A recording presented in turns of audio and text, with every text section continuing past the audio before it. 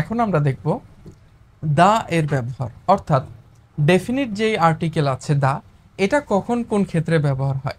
এটার জন্য দেখো লিখেছি কম্পারেটিভ ডিগ্রি ER/মোর এর পূর্বে দা বসে। সো অবশ্যই কম্পারেটিভ ডিগ্রি, সুপারলেটিভ ডিগ্রি এগুলো আমরা সামনে শিখব।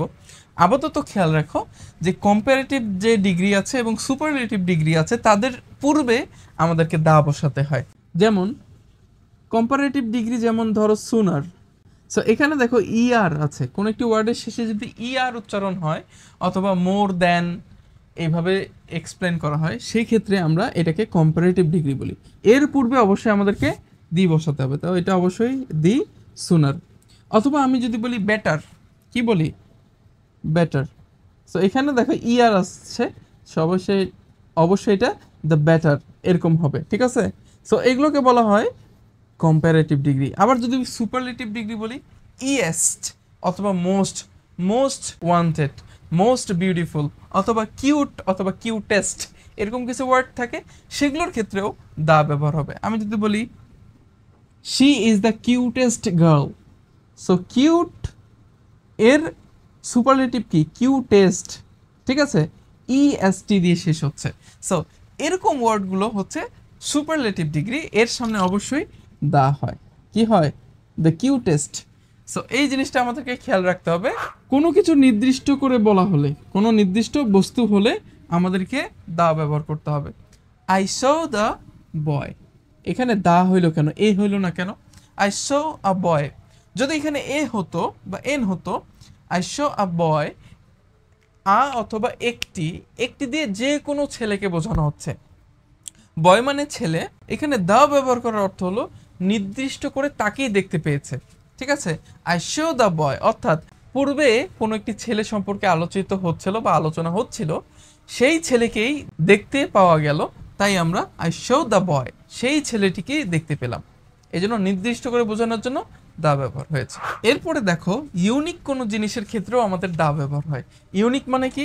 যেই জিনিসটি একের অধিক আর কখনো থাকে না, অর্থাৎ একটি মাত্র থাকে, সেটা হচ্ছে আমাদের ইউনিক। সেই ক্ষেত্রেও আমাদেরকে দা ব্যবহার করতে হবে। ইউনিক কি আছে? সূর্য, চন্দ্র, এগুলো কি ইউনিক না? এগুলো একটা করেই আছে পুরো মহাবিশ্বে। সো এখানে হবে দ্য সান, তারপরে হচ্ছে দ্য মুন। এরপরে দেখো নদী, সাগর, পাহাড়, ধর্মগ্রন্থ, এগুলোর সামনে আমাদেরকে দা ব্যবহার করতে হবে।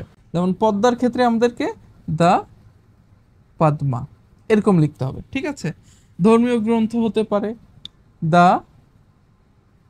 হলি কোরআন। সো এই যে দাগুলো ব্যবহার হচ্ছে, এগুলো কি নদী, নালা, সাগর, পাহাড়, ধর্মগ্রন্থ, এদের সামনে আমাদেরকে দা ব্যবহার করতে হয়। নিউজ পেপার, বুক অথবা মিউজিক্যাল ইনস্ট্রুমেন্ট। নিউজ পেপার, তোমরা বিভিন্ন নিউজ পেপার যখন দেখবা, ইংরেজি নিউজ পেপারগুলোর সামনে দা লেখা থাকে। দ্য ডেইলি স্টার, ঠিক আছে, দ্য প্রথম আলো, এইভাবে থাকে দ্য ডেইলি স্টার।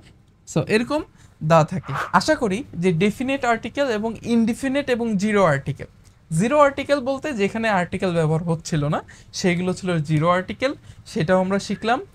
এ এবং এন অর্থাৎ ইনডেফিনিট যে আর্টিকেল ছিল, সেইগুলো কোথায় কোথায় ব্যবহার হয় সেটাও শিখলাম। এবং ডেফিনেট আর্টিকেল অর্থাৎ দা অথবা দি যাই উচ্চারণ করো না কেন, সেই ক্ষেত্রে আমাদের যে ব্যবহারগুলো সেইগুলো আমরা শিখলাম। তোমরা চাইলে এটা একটা স্ক্রিনশট মেরে রাখো এবং অবশ্যই এগুলো নোট ডাউন করে রাখো এবং প্রচুর প্র্যাকটিস করো। আশা করি আর্টিকেলের ক্লাসগুলো তোমরা খুব ভালোভাবে বুঝেছো। যারা বুঝোনি, শুরু থেকে ক্লাসগুলো আরেকবার রিপিট করো, আশা করি তোমরা বুঝতে পারবে। আর যারা বুঝতে পেরেছো অবশ্যই কমেন্ট করে জানাও, কোনো সমস্যা থাকলেও কমেন্ট করে জানাও। পরবর্তী ক্লাসে সবাইকে যুক্ত থাকার জন্য অনুরোধ করলাম। ধন্যবাদ।